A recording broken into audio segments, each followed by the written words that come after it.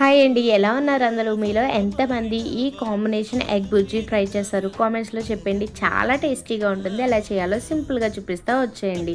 ముందుగా ఒక ప్యాన్ తీసుకుని ఆయిల్ వేసి కొంచెం జీలకర్ర, ఉల్లిపాయ, పచ్చిమిర్చి వేసి ఉల్లిపాయ వేగిన తర్వాత అల్లం వెల్లుల్లి పేస్ట్ వేసి అది కూడా కొద్దిసేపు వేయించుకున్న తర్వాత కరివేపాకు, సన్నగా తురుము పెట్టుకున్న క్యాబేజ్, అలాగే కొంచెం పసుపు, మీ రుచి తగినంత ఉప్పు వేసి ఒక్కసారి బాగా కలుపుకొని మూత పెట్టేసి మీడియం టు లో ఫ్లేమ్లో బాగా మగ్గించుకోండి. క్యాబేజ్ ఇలా మగ్గిన తర్వాత ఇందులో ఒక 3 గుడ్లను పగలగొట్టుకుని వేసుకుని కదపకుండా మూత పెట్టి మరి కొద్దిసేపు మగ్గించుకోండి.